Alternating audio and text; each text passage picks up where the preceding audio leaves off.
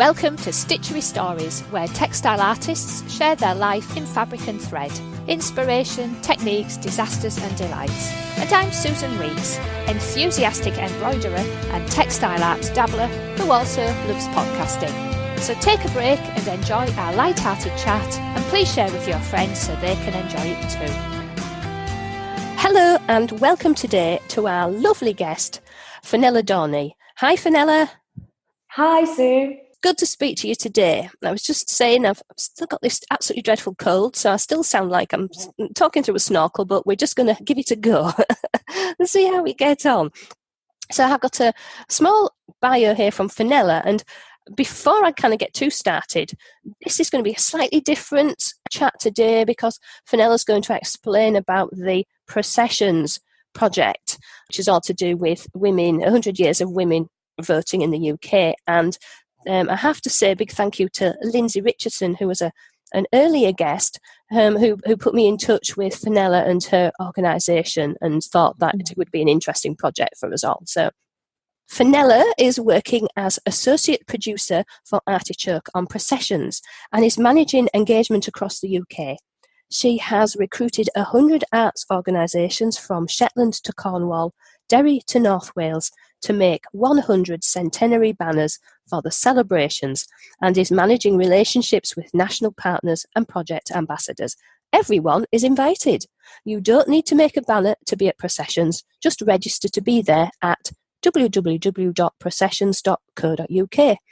So Fenella is a freelance arts and theatre producer who has worked with the Great Get Together, a nationwide campaign created in association with the Joe Cox Foundation, Good Chance Theatre, producing Encampment, a festival by and about refugees and migrants as part of South Bank Centre's Festival of Love 2016, and was general manager and producer for Belarus Free Theatre, an underground theatre group from Belarus, for whom she edited and produced the book On Freedom for their 10-year anniversary. So there we are, a very different kind of bio than what we normally used to listening to, Fenella. Thank you. No problem. Normally, obviously, it's textile artists, but Fenella here is involved in organising all of this. So I got my nosy head on and thought, what would I like to know about organising something like this? First of all, it sounds like a massive challenge, but an enjoyable one, I'm sure. Yeah, it's been a really enjoyable journey, and a journey that we're still on because we're now on the countdown. We've got about 6 weeks to go to the project on the 10th of June. So it's all gearing up and getting very busy and exciting. Yeah, so well, thank you for your time for fitting this in as well. So can you please tell us about the Processions project, Fenella? A bit of background and what it is and who's involved and, you know, is it funded? Just a bit of background so we all know what we're talking about. Yeah, absolutely. So Processions is a project. It's an arts project that is being commissioned by 1480 now, who are the First World War Centenary Arts Commissioners. Right. They've been commissioning artwork like the poppies at the Tower of London that you may have seen and that kind of thing over the last 4 years. So they have commissioned Artichoke to create this artwork to commemorate 100 years of women's suffrage. And the artwork is called Processions. It's a mass participation artwork that is going to be taking place in 4 locations simultaneously. So it's going to happen on the 10th of June. That's the date for the diaries. 10th of June in Edinburgh, Belfast, Cardiff and London. And what is happening is that the project itself is in 2 parts, if you like. So we are inviting tens of thousands of women, those who identify as women and non-binary individuals, to come down to those cities on the 10th of June and take part in these 4 mass participation artworks. Right. The artworks themselves will be processions of women going through the streets. And on the day, we're going to give those women scarves in green, white and violet. And they'll drape the scarves over their shoulders, tie it around their heads, do what they like with them. But as they start to walk with their scarves, we'll put them into lanes. And from the air, they'll create with these scarves this huge human banner of green, white and violet, which many people say to give women votes. Yeah. So it's all about women's voice and the vote. And it's thinking about being inspired by the suffragettes of the past, but really rooted in the now and looking forward to the future of what we want for women today and how we can get it, really. It is a portrait of women in the 21st century. So we do want all women to come down and represent and be there. And so that's sort of one half of the project. And the other half is what I think your listeners would be most interested in, is that all the women who are invited to come, if they would like, are also welcome to make a banner or a pennant or a flag and bring that with them. So if the theme of the project is votes and voice, then the aesthetic of it is text and textiles. And as you mentioned in my intro, we have recruited 100 arts organisations across the UK to bring together an artist and community group to make 100 centenary banners. Right. We have banner making toolkits on our website that people are free to download to make their own banners. It's just been really fun seeing it all come together and seeing all of the different community groups across the UK getting together and making really different banners and ones that are reflecting what they want to say and what they want to talk about at this event. Oh, that's absolutely fascinating. And really, I can't say sorry because I can't apologise for something I didn't know about, but it would have been lovely to have done this a bit earlier, but hey-ho, here we are. Here we are. And there's still time to make a banner. And if people can't make a banner or a pennant, they can make a pennant or a flag that is much faster to make. Just something. Or they can just come down. They don't have to be there, Right. So I think that's a lovely idea, giving everybody, the scarves, so to organise it into the colours. I think that's going to look absolutely marvellous, isn't it? It's really exciting. Yeah, and what's really exciting is that BBC One have committed to broadcast it live across all 4 cities. So that's really, really great as well. So we're going to have that element of, some aerial photography where we see these stripes really come out on the day.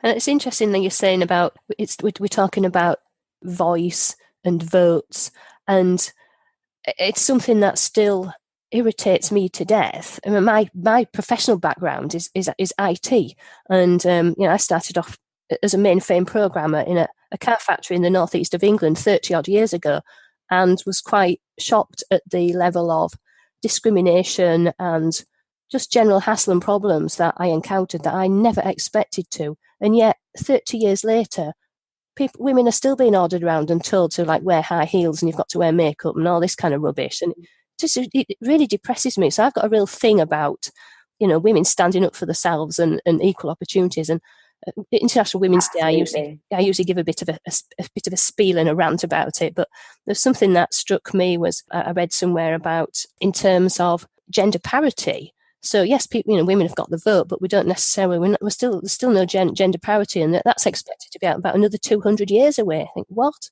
Heaven's sake! So I think anything that can be done to highlight a woman's cause, and particularly bringing something like art like this, is absolutely fantastic. So I love this project on a number of levels.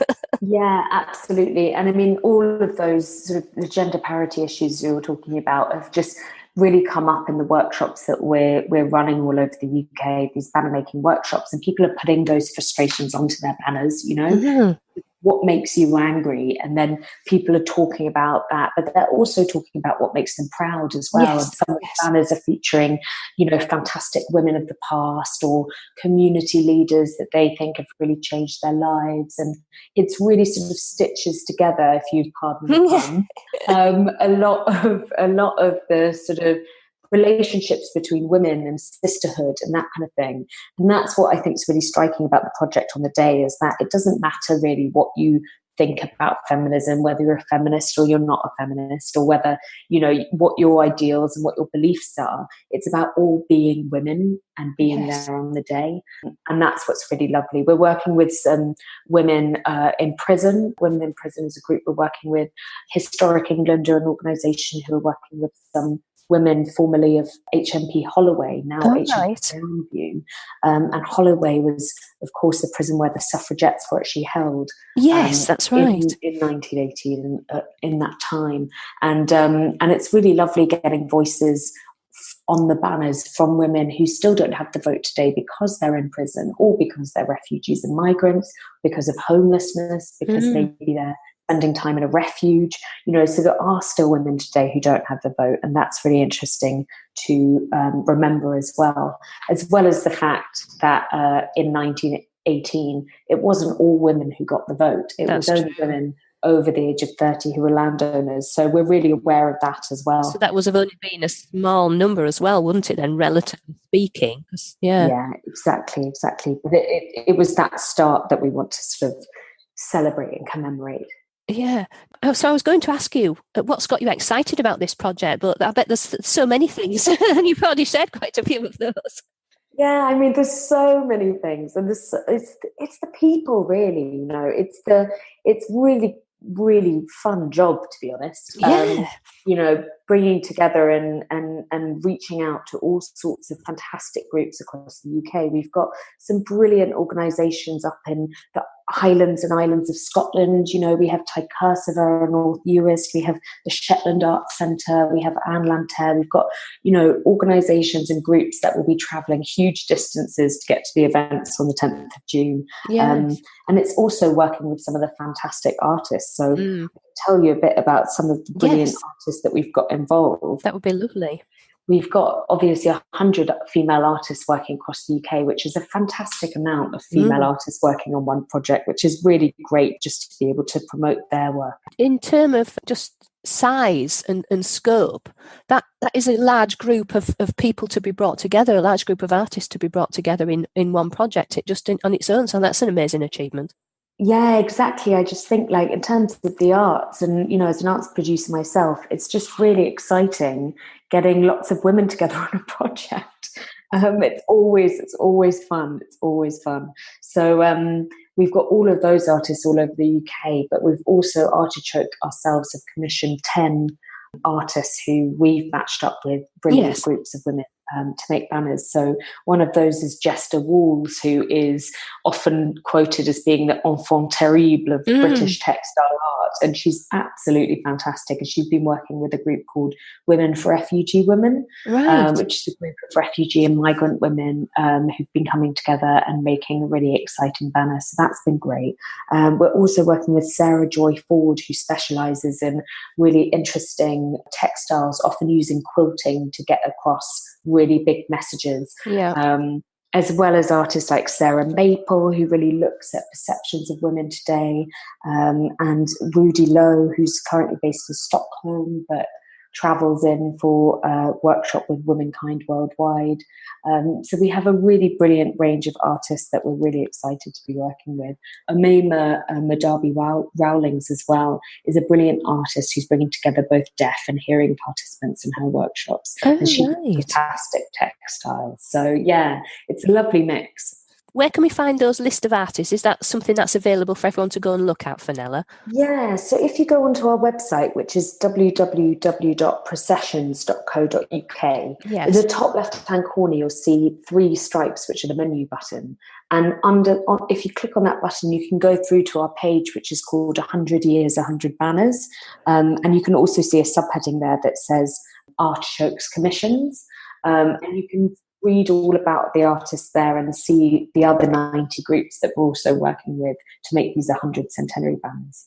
Right, brilliant. And what I should say about the centenary banners as well is that they'll go on to be exhibited following the events. So hopefully we're going to have this touring exhibition of the banners that should go across the UK. So we hope that they'll come to some of your listeners as well. Oh, that would be really great, because that was one thing I was wondering about, because you get these events and things are made for it, and then you think, what's happened to the stuff? I've just been kind of like thrown in a store cupboard somewhere now. So to go on an exhibition would be brilliant. Exactly. For me, I definitely know I just won't be able to get down to London or anywhere else. I'm stuck in Yorkshire, on the Yorkshire coast for a start off, but just the logistics of I'm a single mum, so I've got one boy. What am I going to do with him, etc., etc. So, but to be able to hopefully, it should be easier to find an exhibition of the banners that would be taking part as well in a smaller format. But I'm glad you said it's on the BBC as well. That'll be really nice to just watch it. That'd be excellent. Yeah, definitely. So, given all of these things that you've been doing, what kind of challenges have you faced getting this up and running, Fenella? Well, there's been I mean, there are challenges to putting together a project of this size, Mm. and I think that the biggest challenges that we face, but it's something that Artichoke are very, very good at doing. So it feels like a big challenge to me, but all of the staff at Artichoke are absolutely on top of it. But just the logistics of Mm. getting that kind of event together, and I think it's the sort of road closures element. Oh, yes. Having that many people out on the streets and also bringing in the scheduling around filming and all of that kind of thing. It's a huge logistical task. But yeah, as I say, Artichoke, this is their bread and butter. So Yeah. they do these sort of things very often and are all very on top of that. I think that one of the other challenges is having to make sure that, we really hold the line in terms of how much information we can give and Yes. how early on we can give it. Because of course people are like, where are we going to be, what time, and how are we getting there, and all of that kind of thing. And we've asked everyone to organise their own travel, but for us we want to make sure that the information that we give doesn't change. Yes. So it's that thing of we have to wait, we have to leave it quite late to make sure that there's no risk that the information would then suddenly change and we'd have maybe 10,000 people standing in the wrong place at the wrong time. It's a little bit of trying to give people as much information as they need to get themselves organised and to get themselves there, but at the same time making sure that we're not giving information that may change in the future. Yeah, exactly. And what about finding the different arts groups and the artists, and how has that gone? Yeah, that's gone really well. So we reached out to lots of arts organisations across the UK and invited them to get involved, which was really, really good. Arts organisations are always up for this, sort of event where you're bringing people together. There's an arts element to it. There's community engagement, but it is part of a much bigger national project. So from that side, I think it's an appealing project for people to get involved with. We reached out to arts organisations and then got them on board quite early on. That was way back in September, October. And then we've also been just bumping heads about the sort of artists that we'd love to get involved and who we'd like to reach out to and all of that kind of thing. And we've been very lucky. It is one of those projects that is the sort of project that inspires a lot of excitement in people. And I think that most of the people who we reached out to were up for it and were ready to jump on board. So it was quite easy to find people. But of course you do have that element of, well, we can't invite everyone, but we can invite everyone via getting involved. But in terms of the 100 banners, there's only 100. So there's always that element of, oh, well, it can't be everyone. But we're so excited about the groups we are working with. Yeah, well, it just sounds a really interesting range. And so there's the 100 banners. Are they being split like 25 per event? So you've got 4 main events going on, haven't you? How are you organising the main banners? Well, actually, because the population of England is so much larger than the populations of the other 3 countries, because in London we have however many people, just in London, I think the same amount of people in London as there are on the whole of Scotland. So it actually divides as about 60 odd organisations across England taking part, and then about 15 in Wales and Edinburgh, and about 12 in Northern Ireland. Right. Yeah, so it's kind of splits quite evenly across the other 3, but the bulk is in England just because the sheer population of women in England is so much larger. Well, that makes sense, doesn't it, really? So, now, in terms of the banners as well, I'm sure lots of our listeners have worked on group projects with even the guilds branches and whatever, but it's always a bit of a nightmare when we're all kind of making something. So has there been a standard size and format decided for these banners? Has somebody sat down, or a committee, and said they're going to be like X, Y, and Z, or is it just like off you go and make what you want? We don't want to be too prescriptive about how people make their banners, because what we're really excited about is the fact that all these different artists and different people are going to make something really, really sort of specific to them and really personal. Yes. So what we've done is we've got together with this fabulous banner maker up in Scotland called Claire Hunter, who runs a company called Sewing Matters. And she has been really, really key in our whole approach to banner making. She's a banner maker extraordinaire up there. she has helped us put together some brilliant toolkits which are available to download for free from our website. Yeah. And those toolkits sort of give you an idea of how you might make a banner, and they do give an idea of suggested sizes for a double banner, suggested sizes for a single banner, and sort of how you might approach each of those banners. But we're very clear that the brief, as it were, is very, very open. So we want people to be able to make banners using crochet. We want people to make banners using applique. You know, some people, for example, working with British Ceramics Biennale, and they are making lots of very, very, very fine buttons that are shaped like flowers to go across their banner. So, you know, it's using a wealth of different materials. Some people are doing photography transfers, all of that kind of thing that people are really sort of getting on board with, so that there's this really great mix and diversity of fabrics and materials and art forms being used to make banners. It sounds an incredibly diverse range already. Yes. Wow. Yeah. Just even you're saying that different people putting ceramics on them and all sorts of things. It sounds absolutely marvelous. Yeah. Some people are just taking their dress and hanging it across some poles, you know. That's the good, if you can't be bothered to make a banner, that's a good alternative. Fabulous. Well, I suppose then everybody can take part. You don't have to be a perfect embroiderer or a perfect anything. It's get that idea out of your head and into purple, green and white and off you go sort of things.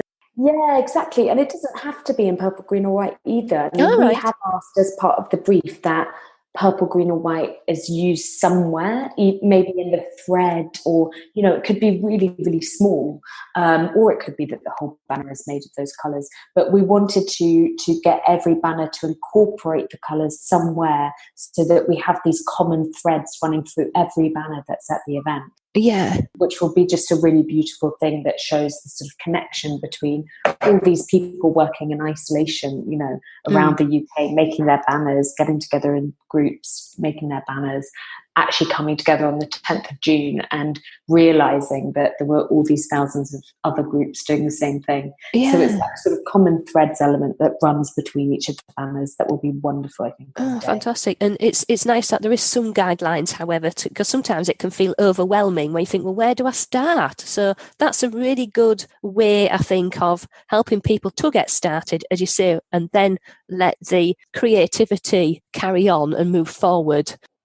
Absolutely. The toolkits are a step-by-step guide as well, and we've broken it down into how long each step will take you. So even if you've only got sort of 20 minutes after work or 10 minutes here or an hour there, you can use our toolkits to see what you can do in that time, whether it's the borders or whether it's a bit of the lettering or something like that. So you can really make it work around what time you have.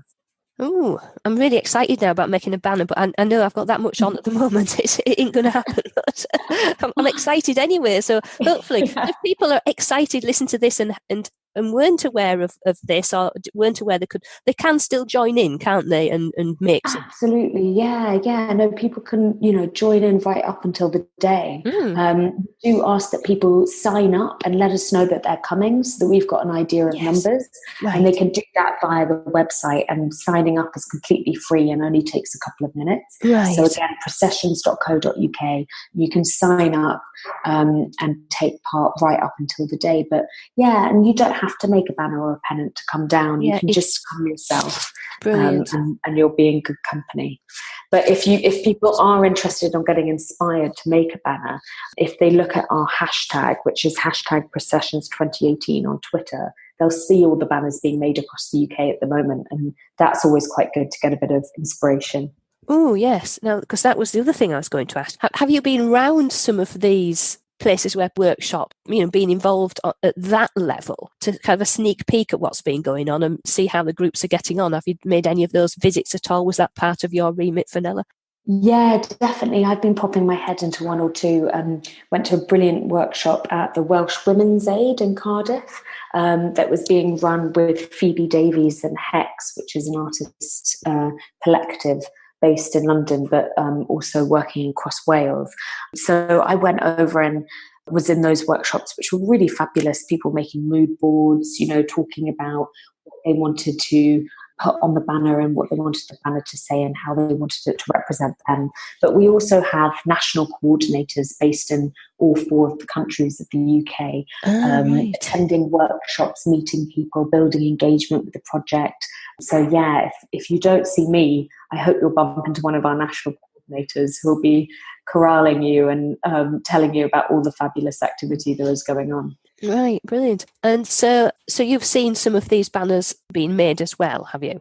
Yes, yeah. So people are taking a lot of different approaches. So some people are getting the group to maybe stitch lots of different patches and then bringing the patches together at the end. Yes. Other groups are doing a more layered approach where, they're having one message up front, but then bringing in other messages in the background, making sure that lots of different ideas are incorporated. There's lots and lots of different approaches that people are taking. It's really interesting to see, people, as I say, bringing in crochet and knitting and that kind of thing. So it's really lovely sort of when you're at the workshops, sometimes the participants are sort of split into workstations. So some people might just be doing cutting. Some people who really love embroidery will be stitching away. Other people will be maybe doing more of the design of the banner as a whole. Some people are making tassels, things to adorn their banners. So it's really, it's a real industry going on across the UK right now. Yeah, and as you say, we're starting to count down now then. So how many days is it? Have you got that? You must know. Well, we're on May 3rd at the moment. Yeah. So I would say that we've got about 37 days, so about 5 weeks out. So yeah, it's very exciting, and we'll start the countdown, I think, when we're about a week out, and we'll probably do a real countdown online. Yeah, brilliant. So the main banners, how large are they? I know you said you weren't too prescriptive. How large are they in general? Is there a general kind of size? Yeah, our kind of recommendation for a double banner, which would probably be held by 2 people, that would be sort of 78 inches across by 54 inches height, for example. Right. And that would be a landscape version, but of course you could flip that and do that as a portrait as well. Yes. So that's our kind of recommended width and height. But so is that about the size of a double bed, that kind of... About that kind of thing. And if you were going to do a single one, which might be carried by one person, we would say sort of 42 by 50 inches. So that's the sort of good size for a single banner. Yeah, well, let's hope it's not too windy, shall we, on the day? It'll be a challenge, won't it? Well, if it is windy, we do recommend that if the banner becomes too big and could be used as a sail, then people include some mesh parts when the wind can travel through, or some holes in it, So yeah, people should definitely consider that. Don't let anyone taking off. It's all those kind of things that you do need to sit and think about it quite a lot, because it's very windy. I'm on the coast here, and it is quite windy, and the minute there's a bit of wind I have to take the sides down on the trampoline, for example, because it will sail away and things. So I just suddenly thought I had all these visions of all these women kind of clutching onto these poles and flying off. Yeah, exactly. Like Mary Poppins. Yeah, there are those things to think about. And it's also the other really good thing to think about is the weight. You don't want to use really, really heavy material and lots of layers of it, because if you're walking for an hour with that, that's going to get really, really heavy. So we encourage people to use light material, always consider the weight and what you're able to carry. Another thing we recommend people do is, this is a tip from Claire Hunter, who I mentioned before, but you can make a little pocket, like a little triangle pocket out of the piece of spare material that you can tie to your waistband or your belt. Yeah. And that's really good, just to put the end of the pole that's carrying the banner in it, so that you take some of that weight onto your hips, take it out of your shoulders and your arms. So that's a top tip there. It is top tip. Now, if anybody's been involved in scouting and guides and things, and they've ever carried the flag, every section's got a flag, then we have holders for that very reason, because even then the heavy with the pole and and then the lightweight, but it's still, after you've been stood there in your arms, you certainly need the waist holder thing. So yeah. Absolutely, yeah.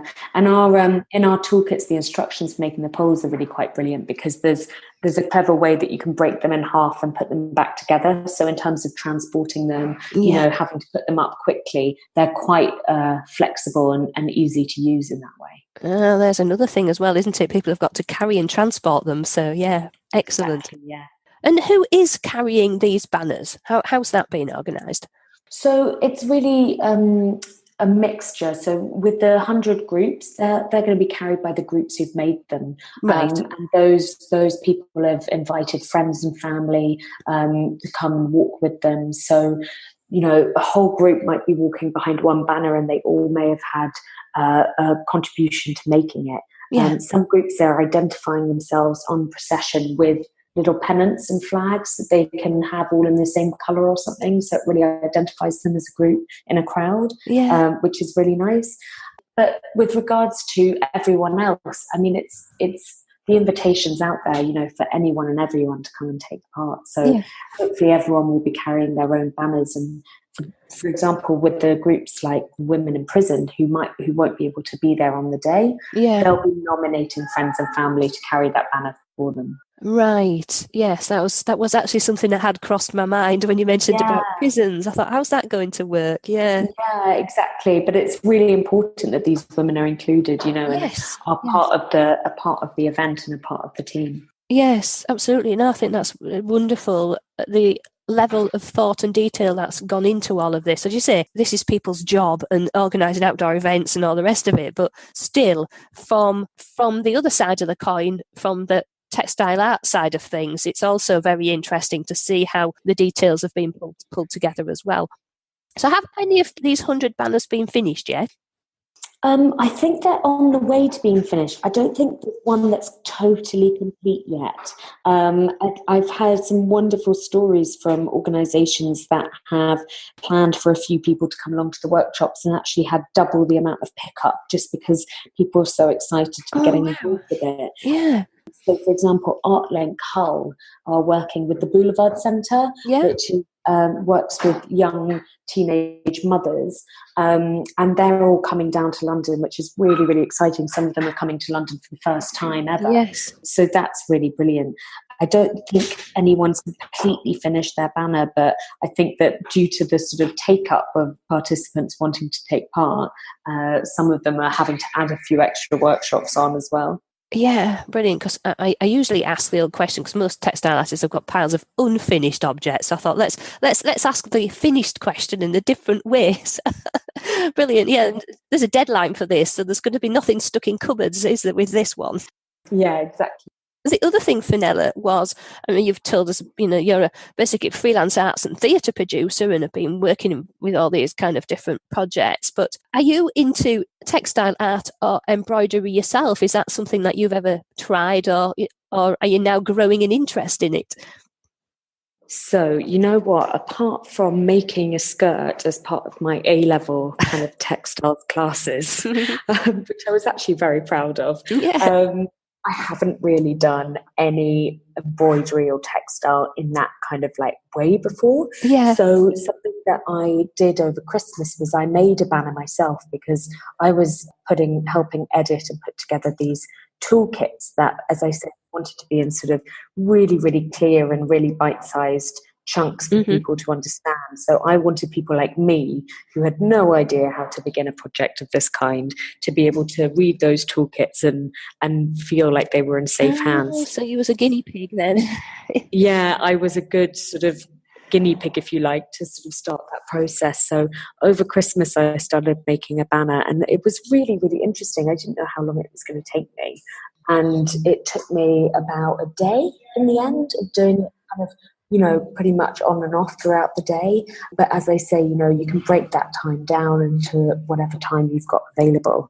And it was just really interesting and fascinating. And I really enjoyed the process of making something from scratch yourself. Yeah. And then, finishing it and holding it up and feeling really proud of it. Yay. And it's it's really interesting when the kind of research that, I've done on this project and the people I've been working with, we're often looking back through history at how banners have been used through history. And obviously you have the green and common banners that women used to protest the nuclear. Yes, well, that was in the 80s, wasn't it? So I was a student at that point in time. So I remember all of that. Yeah, it sounds like old history now, doesn't it? But yes, I definitely.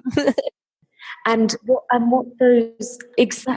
those women really found is that people were sort of dismissing them as hippies or as women who everyone else wanted to sort of separate themselves from.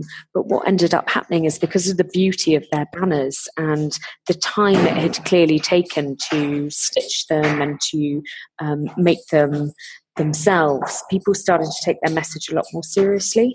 And I really love that idea that, people see banners and they think, actually, this person's trying to say something and they're not just saying it quickly. They've spent, a few hours stitching that, and that really makes the message go a lot further, I think. So it's really interesting. That's a very interesting point, because it's not just some scrappy bit of cardboard with some marker pen on it, is it? It's exactly conscious act of creation of how am I going to express my message in a visual way whilst in a mass crowd. So yeah, that's a really interesting point. Yeah, and I do definitely remember the green and common ladies. I say that was my student era.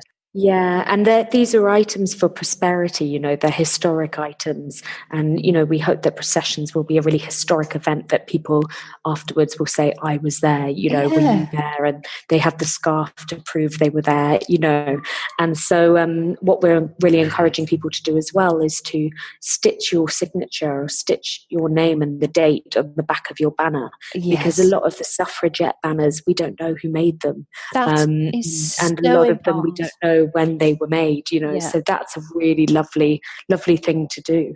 And I think people are doing the same. Those of us who do create our embroideries and our textile art, very often we do forget to put our name on them because we know we made them, but then when we've gone, nobody else has a damn clue, do they? So I actually do make an effort now and to label my work and the date and things. People say, what have you done that for? Well, because whoever knows, if somebody wants to throw it away, fair enough, but at least they knew whose it was before they threw it away.